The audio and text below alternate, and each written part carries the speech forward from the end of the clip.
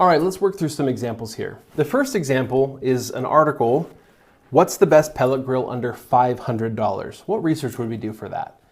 Well, anytime we're comparing different products, especially for a specific purpose or in a certain price range, really the absolute best, most definitive way to write that article is to get your hands on the products. Go buy the products, go get a hold of them used, go borrow them, just get your hands on them if possible. If you're not sure that this is gonna have a great payoff, start by doing it with less expensive products and just prove the concept to yourself. Once you know that it can work, buying the more expensive products isn't hard. The more expensive the product, the higher the affiliate commission. It takes fewer sales. On the other hand, the less expensive the product, the lower the risk for you if it all goes sideways. So try it out with some less expensive products. It's the best way to get great original research. The next is, can guppies survive outdoors? Now, one option is to just go do some research about guppies and find out what temperature range they can live in. But it's really, really nice if you can get a quote from someone who's an expert, right? So the way to get that kind of information, and maybe to learn a lot more just about temperature control indoors and temperature control in outdoor ponds and stuff, would be to contact someone who has expertise with that. Maybe someone who works at a nice aquarium, that'd be great. But also you could just talk to somebody who runs like the local fish pet store, right? If there is a local fish pet store, or just any fish store in the whole country, just give them a call, right? Just say, hey, I just got a question. I got an outdoor pond.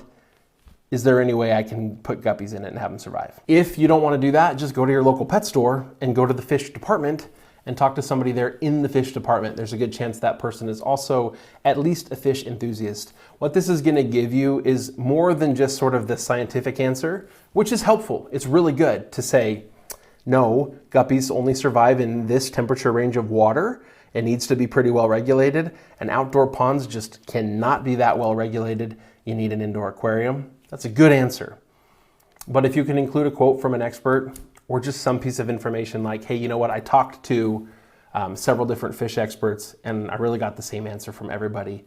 Outdoor ponds can't be regulated well enough. It's just a better answer, a little bit more original in terms of the research, and doesn't really need to take very much time. The next one, can goats get mange? A complete guide. So what we're looking for here is an answer to the question, but also information about mange and goats, just a complete guide, what to do if they get it, whatever.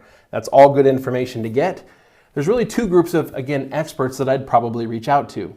One would be veterinarians, specifically veterinarians that work with livestock. They're gonna be more likely to have experience with this. Just ask them the question, can they get mange? And if so, what would you recommend as a goat raiser? What would you do to deal with that mange? Another group of people that I would reach out to might be homesteaders, people who do raise goats, but who aren't necessarily going to take them to the vet over something like mange. They probably have their own solutions for how to deal with that. And it'd be really kind of cool to get those two different perspectives. Now, it's tough to do a poll of veterinarians. There's not a whole lot of Facebook groups that a whole bunch of vets are a part of. You're probably going to have to make some phone calls there. On the homesteader side, you might actually be able to find some really, really good groups on Facebook or just in some other communities or forums where you could go ask that kind of question.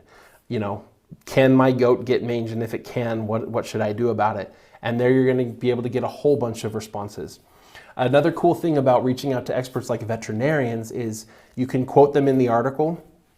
You could establish a relationship with that veterinarian, say, you know what, I'm writing this in an article on my website about livestock. I'd love to just cite you as a veterinarian, and I'm happy to give you a shout out, link to your practice and all that kind of stuff, and just builds up their credibility as well.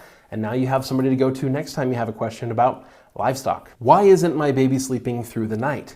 Wow, you could ask 100 different parents and you're probably going to get about 15 different answers. And that's just because every baby's a little bit different, and there are a lot of reasons why babies don't sleep through the night. So we could try to ask an expert. We could go to a pediatrician and ask the question, but it's going to be a really big well, it depends. Is your baby doing this? What have you tried? And that might be a little bit tough to get that kind of definitive answer for. So a couple approaches. One, again, would be to do a poll. Polls are going to be great. You're going to get answers from a whole bunch of different parents who will tell you the reasons that they found that their baby wasn't sleeping and maybe how they remedied it, as well as what remedies just absolutely never worked for them. And it'd be kind of cool to say, you know what, if your baby's doing this, There's a good chance the reason is this, and you should try this. And parents who had this issue with their baby, this didn't work. It'd be also really cool to just kind of show, maybe in some pie charts, like, these are the most common reasons that I found in my study why babies don't sleep.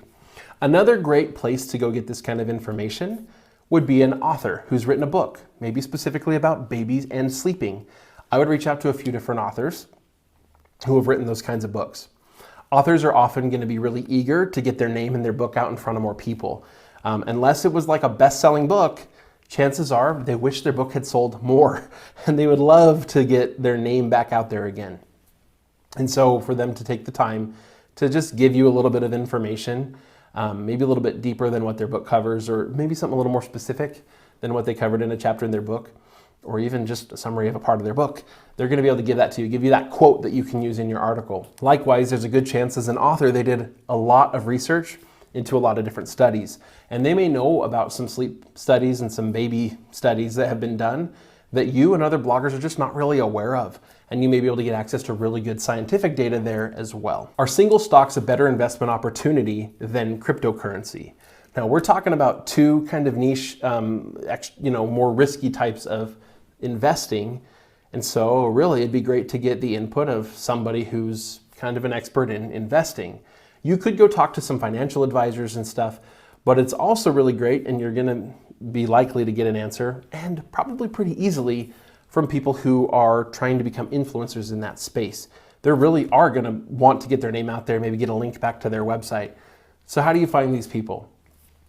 Well, you can go to your favorite podcast player and just do a search for investing and find what podcasts are out there. Maybe skip the few most popular ones that everybody knows and that those people are probably not going to take the time to respond to you, and take the next few from the list and just go send them a tweet. Just go tweet them, right? Mention them in a tweet and just say, hey, what do you recommend? Which is the better investment, cryptocurrency or individual stocks? And just see what they have to say about it.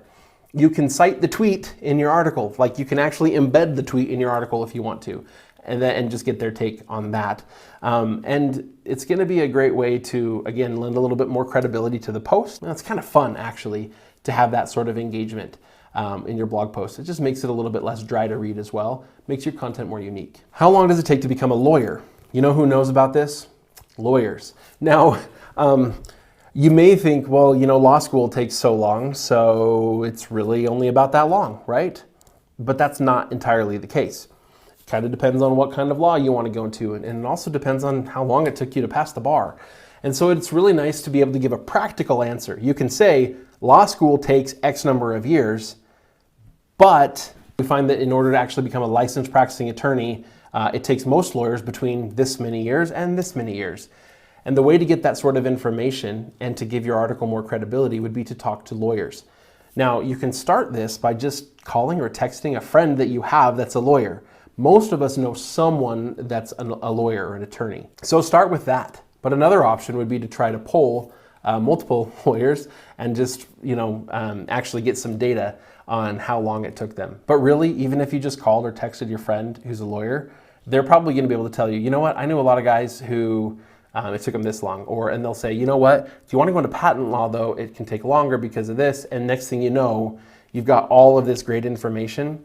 And in your article, you just say, you know what, to get the definitive answer to this, I talked to a lawyer and he gave me the lowdown.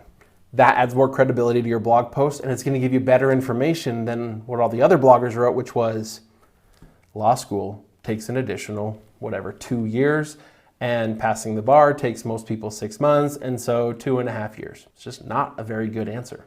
Not when you've done something that much better. What brand of pepper spray do the police use? That's a kind of question that people might want to Google that, and I don't know that it'd be the greatest topic for a blog post, because it can be answered so simply. That said, you could go into kind of the different brands. You have to think about, why would somebody be asking this question? It's because they want to be using the pepper spray that works really well. And so what do? You go talk to people who work with that pepper spray, like police, right? If you know anybody who's a police officer, just reach out to them. This is another perfect example where you just go reach out to somebody who has that knowledge, phone a friend kind of deal. And they're going to be able to give you that kind of information. And they're probably likely to know that, you know what, here in our department we use this, but I've talked to cops from other parts of the country and they're using this one in some places as well. You're going to be able to get that sort of insider information from someone who's a police officer. So reach out to law enforcement and get an answer to that question. How often should I clean my garbage disposal? This seems like the perfect question to ask a plumber, right? And that may be true. Reaching out to an expert would be great here. I wouldn't just call any plumber. I would specialize in those plumbers that come out for the more emergency stuff, the clogged drain sort of situations. A lot of the guys that do new installs don't do as much of that sort of dealing with clogged drains. But people that have seen a lot of clogged kitchen drains are going to know, you know what, this garbage disposal was installed 5 years ago. It's never been cleaned. You should have cleaned it more recently. Another great way to go about this would be to get, again, user input, doing a poll. Again, in a Facebook group or something. Or if your website is about kitchen appliances or garbage disposals, just post the poll on your own website and let it run for weeks or even months and just see as those responses roll in how often most people say they like to clean their garbage disposal to make sure it keeps running and working smoothly. Can I eat pizza that was left out overnight? Now for this, it'd be really fun to talk to a food scientist who could kind of break down, well, you know, that kind of dough starts to go bad around this time, and pizza sauce is not real good if left out overnight, and the cheese is probably fine, and they could give you all of that. And that would be really, really cool insight to have. But if you don't know a food scientist that knows that kind of information, another great place to go would again be to a poll. It would be so cool to ask just 100 people, get 100 responses of people where you ask the question, would you eat pizza that was left out overnight? And then question number 2 is, would you still eat it if it was left out for a second night as well? And just see how many people are comfortable and safe and feel like it's safe eating pizza overnight. It can also be fun to just add a little comments section where people can, if they have a comment to add, they can type it in. Now you've got fun little quotes to include in the article. You know, somebody might say, I would totally eat that pizza, and you just put that in a quote box. Or it's like, hey, any pizza is good pizza, and you just include a little quote of that in your article, right? But it can also be really neat to show a little pie graph, pizza pie. It might be fun to show a little pie graph that shows, you know, only 30% of people would be willing to eat a slice of pizza that was left out overnight. It'd also be really neat if you could get a little bit of demographic information. So you might ask their age range specifically. And you may find that people that are 18 to 24 are very likely to eat the pizza that was left out overnight, but people in their 30s, 40s, and 50s are increasingly less likely to eat that pizza. Now, that doesn't necessarily definitively answer the is it safe question. And that is it safe question, frankly, you might just need to go cite the USDA, who's gonna have some specific information on that. But it would be really neat, again, to show that most people, though, are comfortable with this level of risk when it comes to food that was left out overnight. How long does it take for solar panels to pay for themselves? Now, again here, one option would be to do some of your own calculations, which is a good form of original research. The manufacturer says these are supposed to be capable of putting out this much power. They work at whatever, 40% efficiency for most roofs. And so they put out 40% of that really. And then based upon that, here's how much power output I can get. And here's how much that power would cost me from the local, maybe get a national average of electrical rates.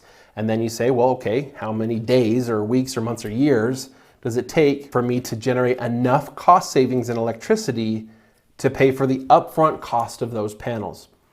That kind of numerical analysis is really, really valuable. But what makes that even more valuable and more believable is if you can get user information where they say, you know what, I installed these, they were supposed to put in, or I had these installed, they were supposed to put out X number of kilowatt hours, or kilowatts rather, of power, but I find that in my system, I'm only generating 12 kilowatts. That would be really, really good information to know, to say, you know what, if this is the case for you, or on average, people are only getting whatever percent of what their provider told them they were able to get. So when you factor that into your equation, it actually extends the payback period by X number of years, or by X percent.